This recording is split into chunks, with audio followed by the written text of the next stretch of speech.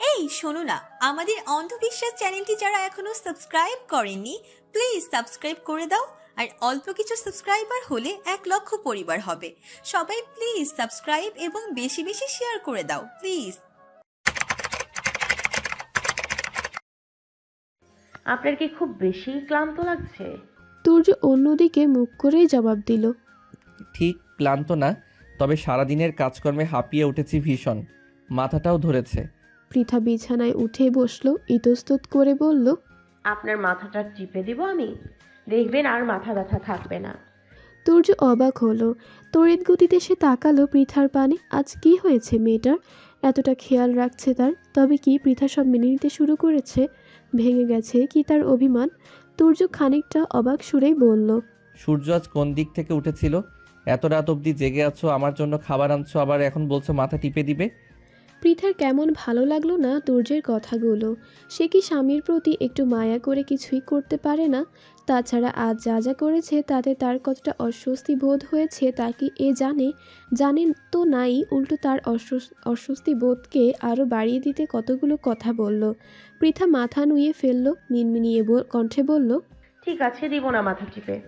তুর্য একদণ্ড সময় ব্যয় করল না, তড়িঘড়ি করে মাথা রাখলো পৃথার কোলে, ক্যাবলার মতো হেসে বলল, এই না না, আমি তো মজা করছিলাম একটু, তুই মাথা টিপে দাও আমার। পৃথা শিউরে উঠল তুর্যের এহেন স্পর্শে। ভিতরে ভিতরে অস্বস্তি বোধেরা যেন আরও ডানা মেলল। হৃদস্পন্দন বাড়ল দ্রুত, ঢোকিল পৃথা। অতঃপর বলল, বালিশ আছে তো। তুর্য শীতল দৃষ্টিতে তাকালো পৃথার পানে, মৃদু কণ্ঠে বলল, তোমার কোলে মাথা রেখে যে শান্তি আমি পাচ্ছি তা ওই নরম তুলতুলে শিমুল তোলার বালিশেও নেই বউ। পৃথা আর কিছু বলল না। লাজুক ভঙ্গিতে নিজের নরম হাত রাখলো স্বামীর মাথায়, আলতো হাতে টিপে দিতে শুরু করলো মাথাটা। তুর্য পরম আবেশে নিজের চোখ দুটো বন্ধ করে নিল, কিঞ্চিত সময় নিয়ে বলল, তোমার হাত দুটো বেশ নরম বউ। পৃথা লজ্জা পেল, লাজুক হেসে বলল, আর আপনার কপালটা ভীষণ শক্ত। দুপুরে তপ্ত রৌদ্র, চারিদিকে খা খা করছে যেন। সে রৌদ্রকে মাথায় নিয়েই কলেজের সম্মুখে দাঁড়িয়ে রয়েছে পৃথা এবং ইরা। একটু আগেই কলেজ ছুটি হয়েছে তাদের। প্রতিদিন তাদের ছুটির আগেই বাড়ির গাড়িটা দাঁড়িয়ে থাকে এখানে তাদের অপেক্ষায়, কিন্তু আজ এখনও আসছে না কেন কে জানে। চারদিকে একটু লোক সমাগমও বেশি আজ। আশেপাশে কিছু একটা ঘটেছে সম্ভবত। এতক্ষণ ক্লাসে থাকার দরুন তারা জানে না কিছুই, তবে দলে দলে যেভাবে লোকজন ছোটাছুটি করছে তাতে মনে হচ্ছে মারাত্মক কিছু ঘটেছে। সকলের চোখে মুখেও কেমন আতঙ্কের ছাপ। পৃথা আর ইরার চেয়ে চেয়ে দেখছিল সকলকে। এর মধ্যেই কতগুলো ছেলে এসে দাঁড়ালো তাদের পাশে। সম্ভবত এই কলেজেরই শিক্ষার্থী এরা। কলেজ ড্রেস দেখে তো তাই মনে হচ্ছে। ছেলেগুলোর মধ্যে একজন হঠাৎ বেশ আতঙ্কের স্বরে বলল, দেখলে কি নির্মমভাবে মারল লোকটাকে।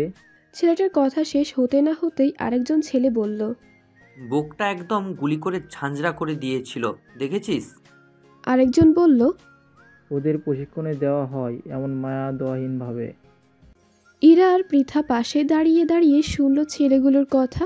ভেতরে ভেতরে কৌতূহল অনুভব করলো তারা, কে আবার কাকে মেরেছে, আর মারারও আবার প্রশিক্ষণ দেওয়া হয় নাকি। এরা কিছুটা কৌতূহল নিয়ে ছেলেগুলোকে প্রশ্ন করলো। কি হয়েছে ওখানে? ছেলেগুলো ওদের দিকে তাকালো। একজন বলল, এনকাউন্টার হয়েছে। সাথে সাথেই আরেকজন বলল, আরুষ শেখ তার ক্যারিয়ারের চতুর্থ এনকাউন্টার করে ফেলেছে আজ এখানে। আরুষ শেখ, চমকালো পৃথা এবং ইরা। নামটা সাথে সাথেই হানা দিল তাদের মস্তিষ্কে। গোল গোল চোখে তাকালো একে অপরের পানে, কিন্তু পরক্ষণেই দুজনেই হেসে উঠল হো হো করে। কিসব আজগুবি চিন্তাভাবনা করছে তারা। তারা যে আরুষকে চিনে সে আর এনকাউন্টার অবিশ্বাস্য ব্যাপার। তুজের একটা ধমক খেয়ে প্যান্টে মুতে দেওয়ার মতো অবস্থা হয় আরুষের, আর সে কিনা করবে এনকাউন্টার। মনে মনে নিজেদের ভাবনাকে ধিক্কার জানালো দুজন। পৃথা হাসি থামিয়ে উকি ঝুঁকি মেরে দেখতে চাইল এনকাউন্টার হওয়া স্থানটাকে, তবে জনমানবের অতিরিক্ত ভিড়ে এখান থেকে কিছুই দেখা যাচ্ছে না। পৃথা তাকালো ইরার পানে, অতঃপর বলল, চলো আমরা ওখানে গিয়ে দেখে আসি। আমি আগে কখনো এত বড় অপরাধীও দেখিনি, আর এনকাউন্টার হতেও দেখিনি। ইরা উৎসুক হলো, কৌতূহল হয়ে বলল, আমিও বাস্তবে দেখিনি কখনো, ওই টিভিতে নাটক সিনেমায় একটু একটু যা দেখেছি শুধু। নিশ্চয়ই এই এনকাউন্টার করা অফিসারগুলো সুদর্শন হবে ভীষণ। ননদ ভাবে দুজনেই উৎসুক হয়ে পড়ল এনকাউন্টার, লাশ এবং অফিসারদের দেখার জন্য। নিজেদের মধ্যকার কথোপকথনের সমাপ্তি ঘটিয়ে তারা পা বাড়ালো সম্মুখের দিকে, কিন্তু এনকাউন্টারের ঘটনাস্থলে পর্যন্ত তারা যাওয়া হলো না তাদের। দুকদম এগোতেই হুট করে একটা কালো রঙের তেল চকচকে গাড়ি এসে ব্রেক কষল সম্মুখে। হকচকিয়ে উঠল পৃথা এবং ইরা, কিন্তু পরক্ষণে নিজেদের সামনে নিল দুজন। গাড়িটা কেমন পরিচিত পরিচিত মনে হচ্ছে। একটু আগেই গাড়ির কাছে যেতেই গাড়ির পেছনের দরজাটা খুলে গেল। ভেতর থেকে দৃশ্যমান হলো তুর্যের মুখখানা।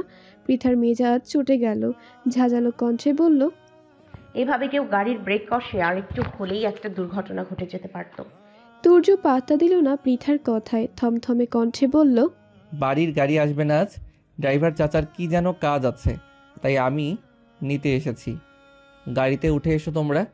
তুর্যের আদেশ মোতাবেক ইরা গাড়িতে উঠতে নিলেও পৃথা হাত টেনে থামিয়ে দিল তাকে। তুর্যের আদেশকে উপেক্ষা করে বলল, আমরা এখন বাড়িতে যাব না, আপনি আমাদের জন্য একটু অপেক্ষা করলে করুন, নয়তো চলে যান। আমি আর ইরা একটু পরে ফিরব। তুর্য ভ্রু কুঁচকাল, কপালে ভাঁজ ফেলে প্রশ্ন করল, বাড়ি যাবে না কেন? এখানে তোমাদের কাজ কি এখন? ইরা নিজের জিহ্বা দ্বারা ওষ্ঠ ভেজালো, ইতস্তত করে বলল, ওখানে নাকি এনকাউন্টার করা হয়েছে ভাইয়া। আমরা আসলে কখনো এত বড় দাগি অপরাধী কিংবা এনকাউন্টার অফিসারকে বাস্তবে দেখিনি, তো তাই তাদের দেখতে চেয়েছিলাম একটু আর কি। তুর্যের দৃষ্টি তীক্ষ্ণ হলো, থমথমে কণ্ঠে প্রশ্ন করল, তাদের দেখে তোদের কি লাভ? আমতামতা শুরু করলো ইরা, ঢোক গিলে বলল, না মানে দেখতে চাইছিলাম তারা ঠিক কীরকম, কেমন। তুর্য কপালে ভাঁজ ফেলল, গম্ভীর কণ্ঠে বলল, কি রকম কেমন মানে কি? তাদের মানুষ মনে হয় না তোদের কাছে? ইরা অপ্রস্তুত হলো, জোরপূর্বক হেসে বলল, না মানে এইটুকু বলতেই তাকে থামিয়ে দিল পৃথা। তুর্যের পানে একরাশ বিরক্তি নিয়ে তাকিয়ে বলল, এত পেঁচাচ্ছেন কেন? এতক্ষণে ওখানে গিয়ে সবকিছু দেখে চলেও আসতাম। থামল পৃথা, ইরার পানে তাকিয়ে বলল, চলো তো তাড়াতাড়ি দেখে চলে আসি আবার। বাক্যটা শেষ করেই ইরার হাত ধরে পৃথা আবারও পা বাড়ালো সম্মুখ পানে। অমনি তাদের ধমকে উঠল তুর্য, ভর্ৎসনা করে বলল, এনকাউন্টার করে অফিসাররা তোমাদের জন্য এখনো লাশ নিয়ে সেখানে বসে আছে বুঝি? তাদের তো আর কোনো কাজকর্ম নেই, তাই না? পৃথা আর ইরা একটু চমকালো, তাকালো আশেপাশে। সত্যি জনমানবের সমাগম আগের থেকে কমতে শুরু করেছে। ঘটনাস্থানের দিকে তেমন মানুষ নেই। তাহলে কি সত্যি এনকাউন্টার অফিসাররা চলে গিয়েছে? হতাশ হলো দুই ননদ ভাবি। তাদের আর দাগি অপরাধী এবং সুদর্শন অফিসারদের দেখা হলো না। পৃথা তবুও মন মানল না। বিষয়টাতে পুরোপুরি নিশ্চিত হতে আরেকবার তুর্যকে জিজ্ঞেস করলো, তারা সত্যিই লাশ নিয়ে চলে গেছে? আমরা যখন এখানে এসেছি তখনই দেখেছি নিয়ে চলে যেতে। থামল তুর্য। সম্মুখের ড্রাইভিং সিটে বসা আরুষের পানে তাকালো সে, দাঁতে দাঁত চেপে বলল, এরপরও যদি তোমাদের খুব বেশি এনকাউন্টার দেখার শখ হয় তাহলে আমাকে বলতে পারো। সামনে বসা যে ওই আরুষ নামক একটা বলদ দেখেছো, ওটাকে এখন এই মুহূর্তে এনকাউন্টার করে দেখিয়ে দেই তোমাদের। আরুষ ফাঁকা ঢোক গিলল পরপর। আজ তুর্য তার কি করবে কে জানে। পৃথা আর ইরাও উঁকি দিয়ে তাকালো গাড়ির সম্মুখে পানে। এতক্ষণ গাড়ির পিছনের অংশে দাঁড়িয়ে দাঁড়িয়ে তুর্যের সাথে বাক্যলাপের দরুন সামনে বসা আরুষকেই খেয়াল করেনি তারা। দুজনের দিকে তাকাতে তাকাতেই ইরা হুট করে ভ্রু কুঁচকাল, প্রশ্ন করলো, এ কি ভাইয়া, আজ তোমরা দুজনেই একদম একই রং, একই ধরনের শার্ট পরেছো যে? তুর্য কটমট করে তাকালো আরুষের পানে, দাঁতে দাঁত চেপে বলল, আমার শ্রাদ্ধ করতে। পৃথা আর ইরা আর কথা বাড়ালো না। এই বান্দা যে কখনো কোনো প্রশ্নের ঠিকঠাক উত্তর দেবে না তা তাদের জানা। তার উপর এখানে এই দুপুরের চড়া রোদে দাঁড়িয়ে থেকেও আর লাভ নেই কোনো। তাই দুজনেই চুপচাপ উঠে বসলো গাড়িতে। আরুষও দেরি করলো না। পৃথা এবং ইরা উঠে বসতে গাড়ি চালনা শুরু করলো। দুপুরে তপ্ত রৌদ্র, সূর্যটা খা খা করে প্রকৃতিতে তার দাপট দেখাচ্ছে। চারিদিকে নীরব নিস্তব্ধতায় ঘেরা, আশেপাশে বাড়িঘর নেই কোনো। এই নীরব নিস্তব্ধ স্থানে মুখোমুখি দাঁড়িয়ে রয়েছে দুই পুরুষ, তুর্য এবং আরুষ। তুর্য বাঘের ন্যায় ধারালো দৃষ্টি নিক্ষেপ করে রয়েছে আরুষের পানে, আর বেচারা আরুষ কাচুমাচু করে দাঁড়িয়ে রয়েছে তার সম্মুখেই। বেশ কিছুটা সময় অতিবাহিত হলো দুজনের নীরবতাতেই। অতঃপর হুট করে তুর্য বাজখাই কণ্ঠে চেঁচিয়ে বলল, তুই এনকাউন্টারটা করলি কেন বেয়াদব? এটা কোনো এনকাউন্টার করার সময় ছিল? আরুষ কেঁপে উঠল তুর্যের ধমকে, এলোমেলো দৃষ্টি ফেলে বলল, একটু রাগ উঠে গিয়েছিল স্যার। তুর্য চোখ বড় বড় করে তাকালো আরুষের পানে, তেড়ে গিয়ে বলল, একটু রাগ উঠেছে বলে তুই সোজা এনকাউন্টার করে দিবি? ওকে কতবার বলেছি নিজের রাগ সামলাতে। আরুষ মনে মনে ভেংচি কাটল। তুর্যের সম্মুখে জোরে কিছু বলার সাহস থাকলেও বিড়বিড়িয়ে বলল, নিজের রাগ নিজে সামলাতে না পারলে অথচ আমাকে বলছে রাগ সামলাতে। আপনারই তো চেলা, তাই রাগটাও আপনার মতোই হবে। এতে আমার দোষ কি? আরুষের কপাল ভালো তুর্য শুনল না তার নিচু কণ্ঠের কথাগুলো। সে নিজের ক্রোধ ধরে রেখেই আবার বলল, তোকে আমি কতবার বলেছি রাগ উঠলেও সামলে রাখবি। এমনি শাহিন মির্জাকে নিয়ে ঝামেলায় আছি, তার মধ্যে আবার নতুন রতনবাবুকে উড়িয়ে দিবি। বুঝতে পারছিস কতটা ভুগতে হবে এটা নিয়ে? আরুষ সময় নিল একটু, ঢোক গিলে বলল, কিন্তু রতনবাবুর এনকাউন্টার বের অর্ডার তো স্যার আগে থেকেই ছিল আমাদের উপর। তুর্য তেতে উঠল, দাঁতে দাঁত চেপে বলল, আদেশ থাকলে এনকাউন্টার করতে হবে? শাহিন মির্জার লোকেরা আমাদের উপর ক্ষেপে আছে এমনি, এখন রতনবাবুর লোকেরাও পিছনে লাগবে। এদিকে অপারেশনটাও খুব গুরুত্বপূর্ণ। তাছাড়া রতনবাবুর থেকে এই কেস সম্পর্কে কিছু তথ্য পাওয়া গেলেও যেতে পারত, কিন্তু তুই কি করলি? একদম এনকাউন্টার করে রতনবাবুর মুখটাই বন্ধ করে দিলি। আরুষের ভিতরে কিঞ্চিত অনুতাপ বোধ জাগল। বুঝল ক্রোধের বশে সে ভুল করে ফেলেছে একটা। কাচুমাচু ভঙ্গিতে বলল, সরি স্যার, আমি বুঝতে পারিনি। তুর্য চোখ বন্ধ করে নিল। জোরে জোরে কয়েকটা নিঃশ্বাস নিয়ে নিজের ক্রোধ দমনের ব্যর্থ চেষ্টা চালালো। অতঃপর চোখ খুলে বলল, তোর মাথার উপর আগে থেকে 3টে এনকাউন্টার ঝুলছে আরুষ, সব দাগি আসামিদের। তাদের চেলারা তোর নাগাল পাওয়ার জন্য মরিয়া হয়ে উঠেছে। তার মধ্যে তুই আবার আরেকটা এনকাউন্টার সেরে ফেলেছিস। আরুষ সাথে সাথেই জবাব দিল, 4টা এনকাউন্টার সব তো আমি করিনি স্যার, 2টো আমি করেছি, 2টো আপনি। তা আমি জানি, তুই জানিস, আর কর্তৃপক্ষ জানে, বাহিরের কেউ জানে না। তাই তাদের নজরটা শুধুমাত্র অফিসার আরুষ শেখের উপরে, আমার উপরে নয়। থামল তুর্য। আরুষের পানে আবার তেড়ে গিয়ে বলল, তাছাড়া ওখানে পৃথা আর ইরার কলেজ ছিল। ওরা একবার ঘটনাস্থল পৌঁছালে কি হতো জানিস তুই? আরুষ তুর্যের থেকে একটু দূরে সরে গেল, নিরাপত্তা দূরত্বে দাঁড়িয়ে বলল, আপনার সাথে সাথে আমিও বউ হারাতাম স্যার, এর বেশি আর কি হতো? কটমট করে তুর্য, তাতে দাঁত চেপে বলল, এক থাপ্পড়ে তোর দাঁত কপাটি ফেলে দেব। মীর জাফরের বংশধর, আবার বড় বড় কথা বলছিস। আরুষ দাঁত কেলিয়ে হাসল, নির্বিকার ভঙ্গিতে বলল, আপনার বোনকে আগে বিয়েটা করি, তারপর 1 থাপ্পড়ে না পারলে 5 থাপ্পড়ে দাঁত ফেলে দিন স্যার। এখন দাঁত ফেলে দিলে আপনার বোনও আমার দিক থেকে মুখ ফিরিয়ে নেবে। আর তার থেকেও বড় কথা হলো, আমার বিয়েতে বরযাত্রী নিয়ে তখন আপনাদের বাড়িতে যাব। তখন ওই বড় বড় গরু, ছাগল, মুরগির পিসগুলো চিবিয়ে চিবিয়ে খেতে হবে না? দাঁত না থাকলে খাবো কি দিয়ে? আমার বোনকে তোর মতো একটা গর্দবের সাথে কখনো বিয়ে দেব না। আরুষের চোখে মুখে ভীষণ ভাব নেমে এলো, কাদো কাদো হয়ে বলল, আপনি আমার সাথে এমনটা করতে পারেন না স্যার। ট্রেনিংয়ের সময় আপনি আমাকে কথা দিয়েছিলেন যে আমি আপনার অ্যাসিস্ট্যান্ট পদের যোগ্যতা অর্জন করি তবে আমার সাথে আপনার বোনকে বিয়ে দেবেন। যদিও এতদিন এ বিষয়ে তেমন কোনো আগ্রহ ছিল না, কথাটা বলে থামলো আরুষ। লাজুক হেসে আবার বলল, কিন্তু এখন আপনার বোনকে দেখার পর থেকে আমার হৃদয়ের ঘন্টি বেজে গিয়েছে। উদল পাতাল ঢেউয়ের সৃষ্টি হয়েছে। এখন আর তাকে ছাড়া আমার পক্ষে সম্ভব না। তুর্য ক্রোধে দিশেহারা হলো, হিস হিসিয়ে বলল, আর একটা আজে বাজে কথা বললে আমি তোর এনকাউন্টার করে দেবো বেয়াদব। আরুষ পাত্তা দিল না তুর্যের কথায়, স্বাভাবিক ভঙ্গিতেই বলল, আমার সাথে সাথে আপনার বোনের এনকাউন্টারও করে দিয়েন স্যার। দুজন মিলে একসাথে উপরে গিয়ে হানিমুনে যাব ভাবছি। তুর্য এবার আর নিজের ক্রোধ দমন করতে পারল না। ছেলেটার ইদানিং সাহস বেড়ে গেছে ব্যাপক। যদিও এর সাহস বরাবরই ছিল, শুধুমাত্র জনসম্মুখে ভেজা বিড়াল, তলে তলে কেউ কারোর থেকে কম যায় না। তুর্য হুট করে চোখের পলকের মধ্যে নিজের শার্টের আড়ালে প্যান্টের ভিতরে গোজা বন্দুকটা বের করে হাতে নিল। আরুষের কপালের ঠিক মাঝ বরাবর বন্দুকের নলটা ঠেকিয়ে বলল, এখনই উপরে পাঠিয়ে দেই তাহলে। আরুষের চোখে মুখে বিচলিত ভাব দেখা গেল না মোটেই। তুর্যের কথা শেষ হতে না হতেই ঝড়ের গতিতে নিজের পা উঁচিয়ে গোড়ালিতে মোজার মধ্যে গাঁথা নিজের বন্দুকটাও বের করে আনল সে। তুর্যের কপালে ঠেকিয়ে বলল, আমি মরলেও আপনাকে মরতে হবে স্যার। আপনি আমাকে গুলি করার পর ঠিক যে কয়েক সেকেন্ড আমার দেহে প্রাণ থাকবে, ওই কয়েক সেকেন্ডে আপনি শেষ। থামলো আরুষ, বাঁকা হেসে বলল, আমি একা মরাই বিশ্বাসী নই স্যার। নিজের হত্যাকারীকে নিজ হাতে মেরে তারপর মরার বিশ্বাসী। তুর্য আরুষের কপাল থেকে বন্দুক সরিয়ে নিল, পিছেল হেসে বলল। I am impressed. তুর্য দাঁতে দাঁত চেপে বলল।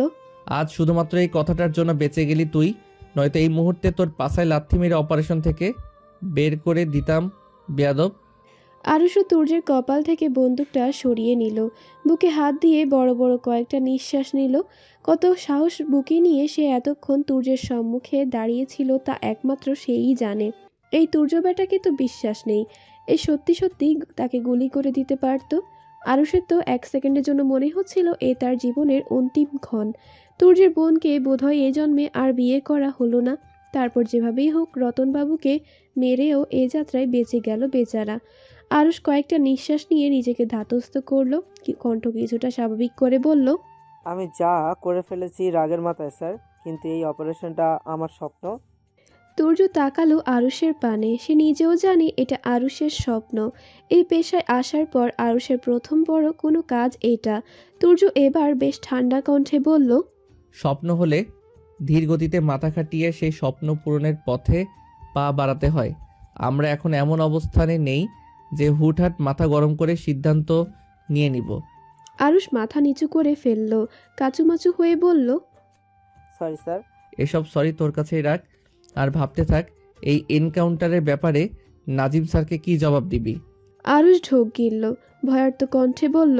এবারের মতো ওনার হাত থেকে বাঁচিয়ে নিন স্যার, উনি আমাকে এমনি সহ্য করতে পারেন না।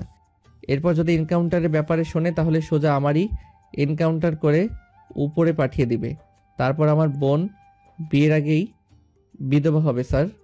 তুর্য এবার তীক্ষ্ণ দৃষ্টিতে তাকালো আরুষের পানে, অতঃপর পাশেই তাদের দাঁড় করানো গাড়ি ড্রাইভিং সিটে উঠে বসলো। জানালা থেকে মুখ বাড়িয়ে আরুষকে বলল। তুই এখান থেকে এখন হেঁটে হেঁটে বাড়িতে যাবি, নয়তো আমার বোনকেও পাবি না, আর উপর মহলের সাথেও তোর এই এনকাউন্টার নিয়ে কোনো সুপারিশও করতে পারবো না বলে দিলাম। আরুষ আতকে উঠল। যে বাড়িতে সে থাকে তার দূরত্ব এখান থেকে কমপক্ষে 2 কিলোমিটার। এই পুরো পথটা হেঁটে যাবে সে। আরুষ ছুটে গেল গাড়ির পানে, ব্যস্ত হয়ে বলল। আমি এতটা পথ কিভাবে হেঁটে যাব? আমার পা ফুলে যাবে। আমার উপর এত বড় জুলুম করবেন না স্যার, আমাকে প্লিজ গাড়িতে নিয়ে নিন, দরকার হয় অর্ধেক পথে গিয়ে নামিয়ে দিবেন। তুর্য চোখ ছোট ছোট করে তাকালো আরুষের পানে, ওষ্ঠ বাঁকিয়ে বলল। এতটা পথ কোথায়? মাত্র 2 কিলোমিটার। ট্রেনিংয়ের সময় রোজ এর থেকেও তো বেশি দৌড়াতি, আর এখন 2 কিলোমিটারে ভয়। মহিলাদের মতো ঢং বাদ দে আরুষ, নয়তো টানা 10 কিলোমিটার দৌড়াতে হবে তোকে। আর হ্যাঁ, অবশ্যই হেঁটে হেঁটে আমার বাড়িতে যাবি, তোর বাড়িতে না।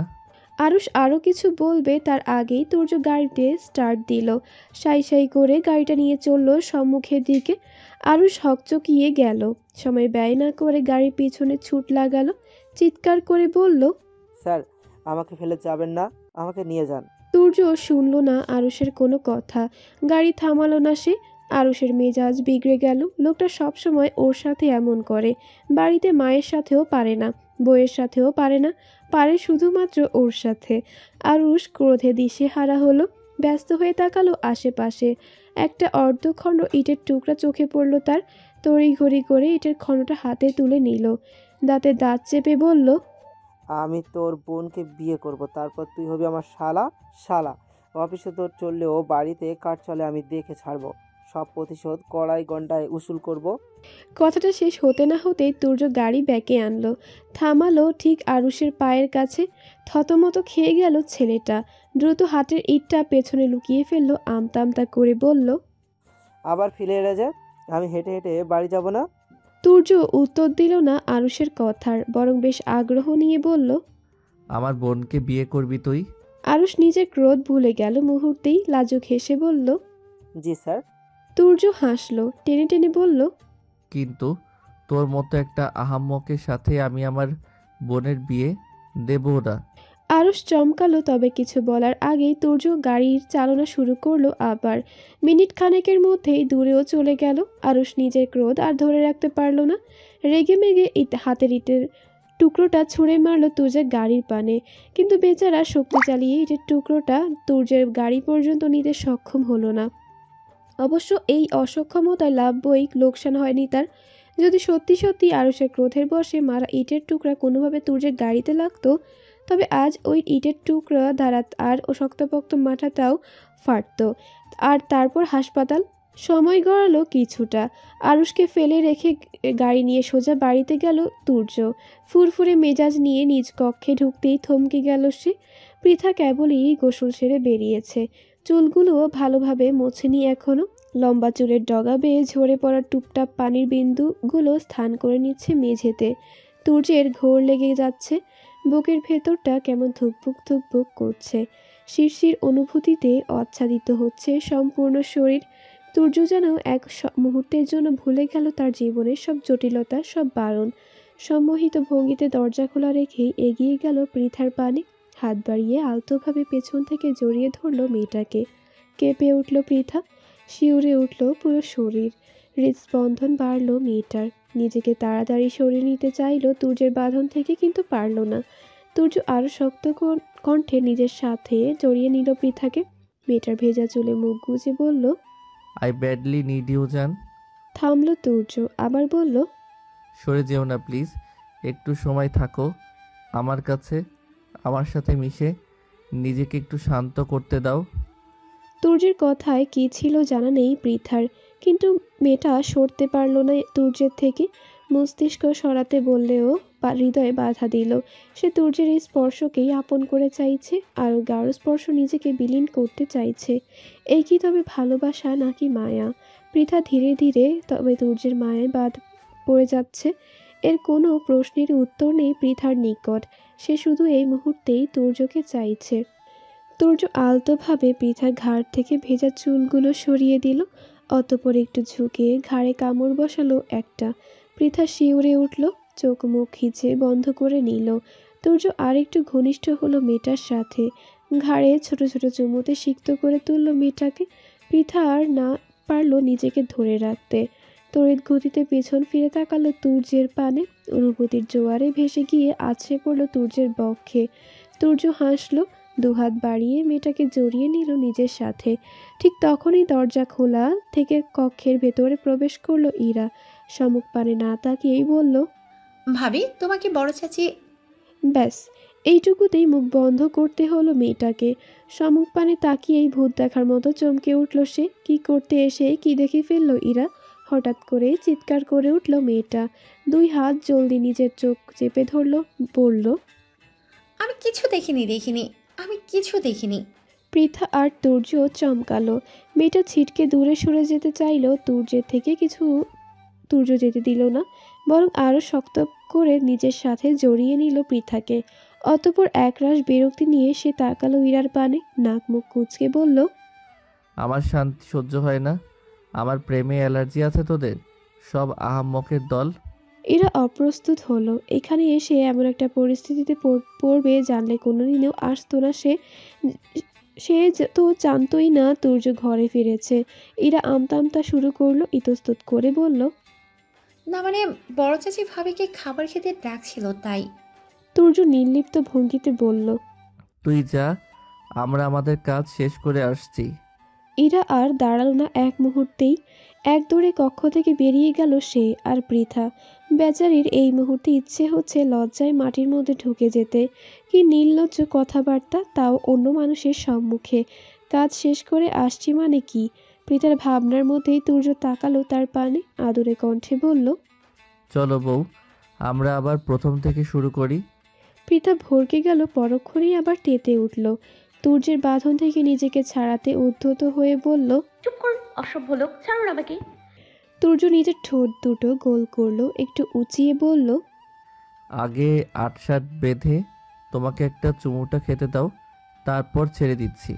পৃথা অগ্নিদৃষ্টিতে তাকালো তুর্যের পানে, ঝাঁঝালো কণ্ঠে বলল, একটা মানুষ এতটা নির্লজ্জ কিভাবে হয়? একটু তো শরম করুন। ইরার সামনে ছিছি, কি ভাবলো? তুর্য চোখে হাসলো, চোখ মেরে বলল, খোঁজ নিয়ে দেখো, তুমি ঠিক যতটা লজ্জা পাচ্ছ না, ওরা তোমার এই লজ্জার থেকেও অধিক আমাদের নিয়ে ভেবে ফেলেছে। পৃথা অপ্রস্তুত হলো, এলোমেলো দৃষ্টি ফেলে বলল, ছাড়ুন আমাকে। আগে একটা চুমু খেতে দাও, তারপর ছাড়ছি।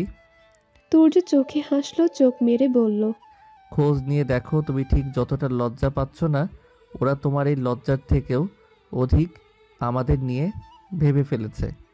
পৃথা কটমট করে তাকালো তুর্যের পানে। লোকটার মুখটা কি দিয়ে বানানো হয়েছে কে জানে। সর্বক্ষণ উল্টাপাল্টা নির্লজ্জ ধাঁচের কথা বেরোতেই থাকে। তার বাপ মা খুঁজে খুঁজে এই নির্লজ্জ লোকটাকেই পেয়েছিল তার সাথে বিয়ে দেওয়ার জন্য। 10 বছর বয়সে যখন বিয়ে দিয়েছেন তখন একজন ভালো সুশীল ভদ্র ছেলের সাথে বিয়ে দিত, তা না একটা অসভ্য বর্বর লোকটাকে গুছিয়ে দিয়েছে তার মতো এক কিশোরীর সাথে। পৃথা দাঁতে দাঁত চাপলো, ঝাঁঝালো কণ্ঠে বলল, আজে বাজে কথা বন্ধ করে ছাড়ুন আমাকে, মা সেই কখন খেতে ডাকছেন। তুর্য ছাড়ল না পৃথাকে, দুষ্টু হেসে বলল, বিয়ে করেছি 7 বছর, অথচ বউকে একটা গাঢ় চুমু খাওয়ার সৌভাগ্য হয়নি আমার। আজ যখন একটা সুযোগ পেয়েছি, উড়নচণ্ডী বউটাও পোষ মেনে কাছে এসেছে, তখন এভাবে ছেড়ে দিব না, কখনো না, জীবন থাকতে না। থামলো তুর্য, ওষ্ঠ গোল করে আবার বলল, শুধুমাত্র একটা চুমুই তো খেতে দাও না বউ, বেশি সময় নেব না, মাত্র 30 মিনিটেই শেষ করব, পাক্কা প্রমিস। পৃথা ভীষণ খেলো, চোখ বড় বড় করে তাকালো তুর্যের পানে। 30 মিনিট ধরে মাত্র একটা চুমু খাবে, তাও বেশি সময় না। সবচেয়ে বড় কথা হলো 30 মিনিট ধরে চুমু খেলে সে বাঁচবে, দম বন্ধ হয়ে মরে যাবে তো। পৃথা হতবাক কণ্ঠে বলল, 30 মিনিট মাত্র? আর 30 মিনিট ধরে একটা চুমু? আপনি কি মানুষ?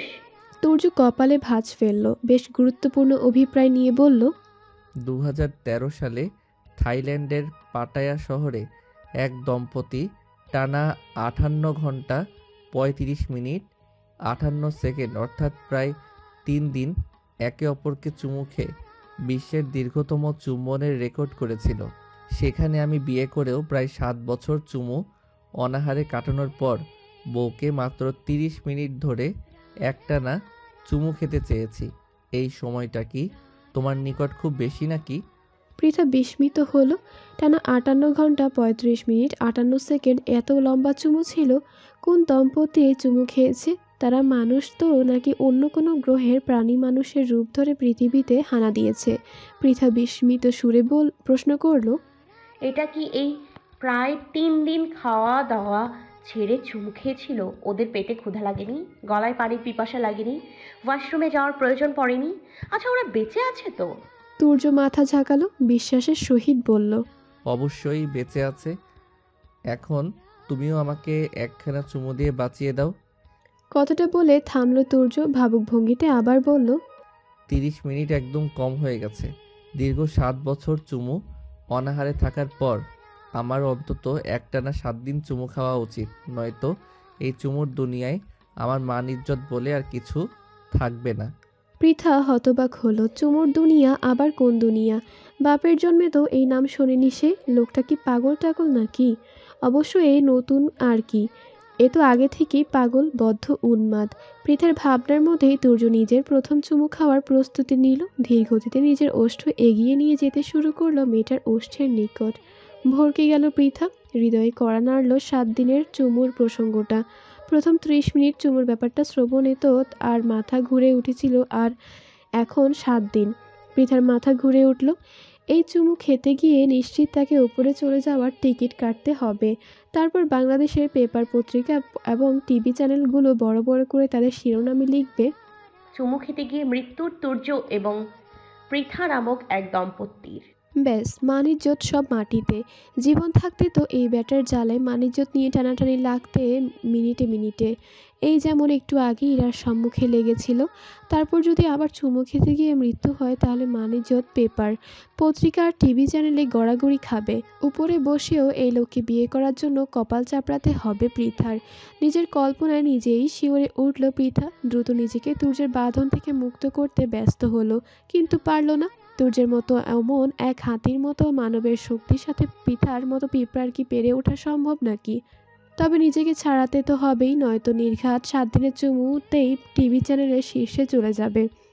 পৃথা আশেপাশে দৃষ্টি ঘোরালো, হুট করে নিজের পা ধারা আঘাত করলো তুর্যের পায়ে। আকস্মিক আক্রমণে হকচকিয়ে উঠল তুর্য। অসাবধানতা বশত হাতের বাঁধনটাও আলগা হলো। ব্যাস এই সুযোগ। পৃথা নিজের 2 হাত তুলে ধাক্কা মারল তুর্যকে। সব দিক মিলিয়ে টালমাটাল হারালো বেচারা। নিজের ভারসাম্য ধরে রাখতে না পেরে ঠাস করে বসে পড়ল মেঝেতে। তুর্য যেন মেঝেতে নয় আকাশ থেকে পড়ল মাত্র। বিস্ফোরিত দৃষ্টিতে তাকালো পৃথার পানে, অবিশ্বাস্য কণ্ঠে বলল, বউ তুমি আমাকে ফেলে দিলে, এক প্রকার মারলে আমাকে, তাও কি একটা চুমু খেতে চেয়েছি সেই অপরাধে? কথাটা বলেই তুর্য নিজের কপাল চাপড়াতে শুরু করলো। আহাজারি করে বলল, আল্লাহ কি কলিযুগ এলো রে দুনিয়ায়, বউ একটা চুমু খেতে চাওয়ার অপরাধে শেষ পর্যন্ত মারলো আমাকে। এই মুখ আমি লোক সমাজে কিভাবে দেখাবো, কিভাবে? প্রথম তুর্যকে পড়ে যেতে দেখে খারাপ লেগেছিল পৃথার। সে এত জোরেও ধাক্কা মারেনি যে পড়ে যাবে, তবুও পড়েছে। একটু সহানুভূতি দেখাতে চেয়েছিল মেয়েটা স্বামীর প্রতি, কিন্তু এই মুহূর্তে এর কথা শুনে সহানুভূতি তো দূরে থাক, আরেকবার জোরে সোরে ধাক্কা মেরে ছাদ থেকে ফেলে দিতে ইচ্ছে হচ্ছে। পৃথা কটমট করে তাকালো তুর্যের পানে, দাঁতে দাঁত চেপে বলল, নাটকবাজ একটা। তুর্যের আহাজারি বাড়ল, কাঁদো কাঁদো কণ্ঠে বলল, ছি ছি বউ, তুমি আমাকে এত বড় একটা অপবাদ দিতে পারলে? আমি নাটকবাজ? পৃথা হতাশ হয়ে তাকালো তুর্যের পানে। এই লোক ঠিক কোন ধাতু দিয়ে বানানো সৃষ্টিকর্তাই ভালো জানেন। তবে এর সাথে এই মুহূর্তে আর কিছু বলে হয়তো লাভ হবে না কোনো।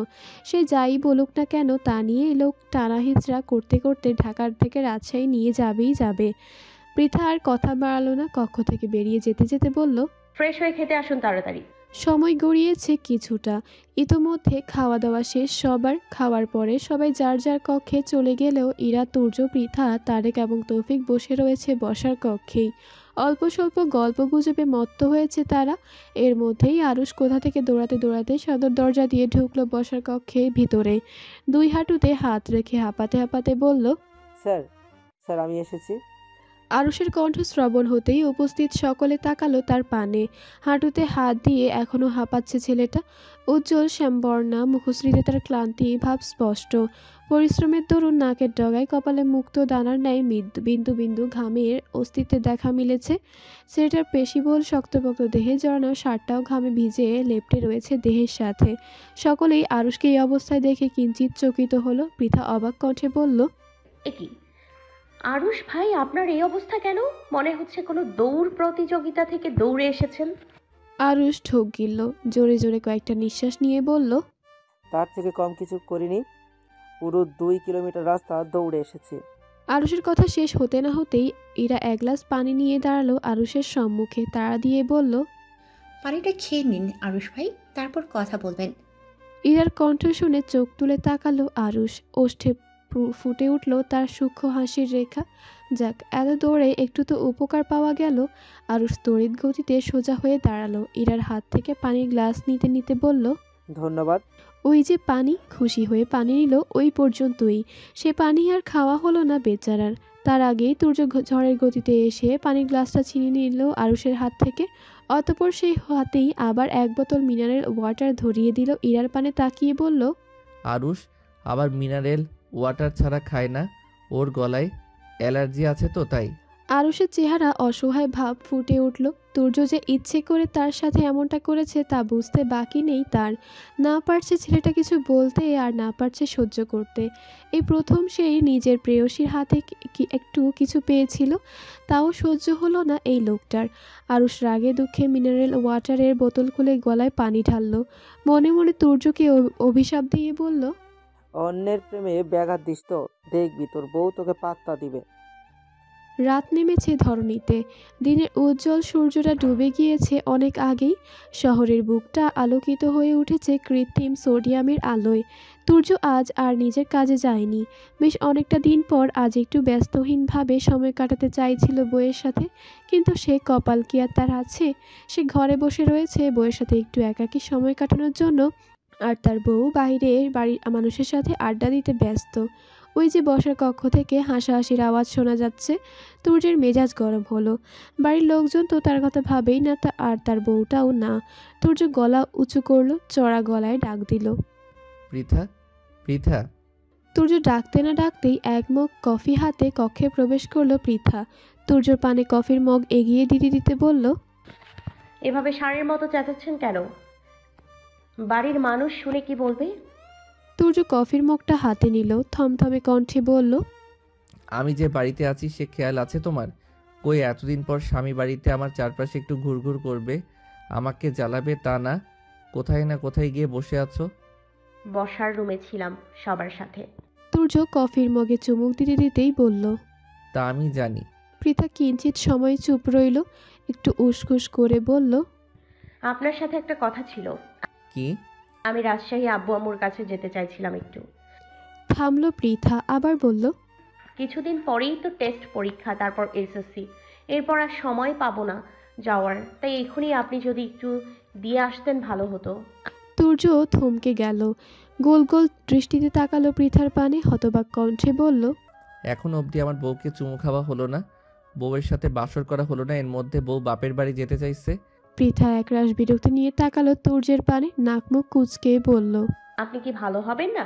সব সময় শুধু বাজে কথা। তুর্য হাতের কফির মগটা পাশের টেবিলে রাখলো। ওই কফির স্বাদ পৃথার বাপের বাড়ি যাওয়ার কথা শুনেই উড়ে গেছে। তুর্যের মুখশ্রী থমথমে হলো, গম্ভীর কণ্ঠে বলল, সে তুমি যাই বলো না কেন, বাসর ছাড়া আমি আমার বউকে ছাড়বো না। তার উপর আবারও বাড়িতে সব রাজাকার আলবদর আল শামসে ভরপুর। পরবর্তীতে যদি ওরা জোর করে আমার বউকে আটকে রাখে। পৃথা ভ্রু কুচকালো। তুর্যের কথাগুলো সে গুরুত্বের সাথে নেবে নাকি লাগাম ছাড়া ভাবে নেবে ঠিক বোধগম্য হলো না। লোকটা গুরুত্বপূর্ণ কথাতেও যে ধরনের শব্দের ব্যবহার করে তাতে তা গুরুত্বপূর্ণ তালিকায় ফেলা যায় না। পৃথা এগিয়ে গিয়ে বিছানার উপরে বসলো, কিছুটা ঝাঁঝালো কণ্ঠে বলল, তাদের জোর করে আমাকে আটকে রাখার প্রয়োজন হবে না, আমি নিজেই আসবো না। আর এখানে একটা অসভ্য নির্লজ্জ পুরুষ। তুর্য পাত্তা দিল না পৃথার কথায়, ভাবলেশীন ভাবে জবাব দিল, আগে একটু যাই, তোমার বাপের বাড়িতে যেতে দেওয়ার ইচ্ছে ছিল, এখন তাও নেই। বাপ মা ভাইদের দেখার ইচ্ছে হলে বলো, খবর দিচ্ছি। কিন্তু তোমাকেও বাড়ি পাঠিয়ে আবারও বউহারা হওয়ার ঝুঁকিটা আমি আপাতত নিতে চাইছি না। পৃথা বিষণ্ণ ভরা দৃষ্টিতে তাকালো তুর্যের পানে, ম্লান কণ্ঠে বলল, সেদিন হুট করে অভিমানের বশে আপনার সাথে চলে এসেছিলাম। বন্ধু বান্ধব আত্মীয় স্বজন কারোর থেকে বিদায় পর্যন্ত আনিনি, কারোর সাথে আর কথাও হয়নি। তাছাড়া ইদানিং বাবা মা আর ভাইয়ার জন্য আমার মন কেমন করছে, ভীষণ কষ্ট হচ্ছে। কতদিন দেখি না বাবা মা আর ভাইয়াদের। তুর্যের কণ্ঠস্বর নরম হলো, এগিয়ে গিয়ে বসলো পৃথার পানে, কোমল কণ্ঠে বলল, আমার কাজের চাপটা একটু কমুক, ছুটি পাই, তারপর তোমাকে নিয়ে রাজশাহী যাব বউ, ততদিন একটু ধৈর্য ধরো। পৃথাও আর তেমন কথা বাড়ালো না বিষয়টা নিয়ে, চোটপাট কিংবা জোর জবরদস্তি করলো না। এই কয়দিন তুর্যের ব্যস্ততা সে দেখেছে, রাত নেই দিন নেই ছেলেটা নিজের কাজের পেছনে ছুটেছে সর্বক্ষণ। যদিও পৃথা বলতে পারত যে আপনার যাওয়ার দরকার নেই, অন্য কেউ দিয়ে আসুক, কিন্তু পৃথার হৃদয় এই বাক্য সায় দেয়নি। ইদানিং তার সবচেয়ে বড় অভ্যাস তুর্য নাম পুরুষটা, মানুষটাকে ছাড়া এক মুহূর্ত যেন বহু বছর মনে হয় পৃথার। এই যে আগে তুর্যের যে উদ্ভট কথাগুলোর জন্য বিরক্ত হতো, এখন সেই কথাগুলোই ভালো লাগে। সারাদিনের হাজারটা চিন্তা ক্লান্তি তুর্যের ওই উদ্ভট কথাগুলোর সম্মুখে এসে ফিকে পড়ে যায়। প্রাণ খুলে তখন হাসতে ইচ্ছে হয়। পৃথার ছোট্ট হৃদয়টা তুর্য নামক ওই বলিষ্ঠ পুরুষটাকে আজকাল অনুভব করে। মেয়েটার বয়স কম, বাবা মা ভাইরা আজ কখনো তাকে পুরুষ সান্নিধ্যে যেতে দেয়নি, ততটা সবসময় আগলে রেখেছে। হয়তো ছোটবেলায় ওই বিয়েটার কারণেই তারা পৃথাকে নিয়ে ভয়ে ছিল। সে যাই হোক, এক কথায় বলা যায় তুর্যই তার জীবনে আসা ভালোবাসাময় প্রথম পুরুষ, যার সাথে মেয়েটা এতটা প্রেমময় বাক্যলাপে জড়িত হয়েছে, এতটা কাছাকাছি এসেছে, যার দরুন তুর্যের প্রতি পৃথার অনুভূতি তৈরি হতে সময় নেয়নি বেশি। তাছাড়া বিয়ে নামক এক পবিত্র বন্ধন তো রয়েছেই, যে বন্ধনের জেরে বিয়ে না মেনে বিয়ের আসর ত্যাগ করে। এত বছর দূরে থেকেও ফিরে আসতে হয়েছে তুর্যকে, সে বন্ধনের টান পৃথার মধ্যেও তোর আছে। ইদানিং পৃথার মন তুর্যের ভালো মন্দের জন্য চিন্তা করে, তুর্যের জন্য উতলা হয়, তুর্যকে একটা নজর দেখার জন্য ছটপট করে, মানুষটাকে একটা বার জড়িয়ে ধরার জন্য ছটপট করে পৃথার হৃদয়। আচ্ছা, এই অনুভূতির নাম কি? এই অনুভূতিই কি তবে ভালোবাসা? জানে না পৃথা, তবে সে এটুকুই জানে তুর্য নামক ওই পুরুষটার মধ্যে যে সে বাজেভাবে আটকে গেছে, তাকে ছেড়ে বের হওয়ার আর উপায় নেই। পৃথার ভাবনার মধ্যেই তুর্য হঠাৎ চেঁচিয়ে উঠল, বুকে হাত দিয়ে চিৎকার করে বলল, আমার ভীষণ বুকে ব্যথা হচ্ছে বউ। পৃথা চমকালো, ঘাড় ঘুরিয়ে তাকালো তুর্যের পানে। ছেলেটাকে বুকে হাত দিয়ে থাকতে দেখে হৃদয় কাঁপলো। এই মাত্রই তো একদম ঠিক ছিল লোকটা। কত কি বলল, এর মধ্যেই হঠাৎ কি হলো? অস্থির হলো পৃথা, বিচলিত কণ্ঠে বলল, বেশি ব্যথা হচ্ছে? কোথায় ব্যথা হচ্ছে দেখি, আমাকে দেখান। তুর্য বুকে হাত দিয়ে বিছানায় শুয়ে পড়ল। জোরে জোরে নিঃশ্বাস নিতে নিতে বলল, আমার বোধহয় হার্ট অ্যাটাক হয়েছে বউ। হার্টের মধ্যে কেমন করছে। থামলো তুর্য, নিঃশ্বাস আটকে থেমে থেমে আবার বলল, উফ, কি চিনচিনে ব্যথা হচ্ছে বুকের মধ্যে, দম বন্ধ হয়ে আসছে। আমি বোধহয় আজকেই শেষ। শেষ মানে কি? পৃথা আরও অস্থির হলো, দুমড়ে মুচড়ে উঠল আর তার কলিজাটা। সত্যি যদি হার্ট অ্যাটাক করে মানুষটা তখন কি হবে? আজকাল তো আর রোগ শোকের কোনো বয়স নেই, যখন ইচ্ছে হানা দেয়। পৃথার ভয় জাগলো, হারানোর ভয়ে দিশেহারা হয়ে উঠল মেয়েটা, ব্যাকুল কণ্ঠে বলল, নিয়মিত ভালোবাসার গল্প শুনতে এবং পড়তে আমাদের অন্ধবিশ্বাস চ্যানেলটি সাবস্ক্রাইব করে পাশে থাকা বেল আইকনটি ক্লিক করুন। ধন্যবাদ সবাইকে।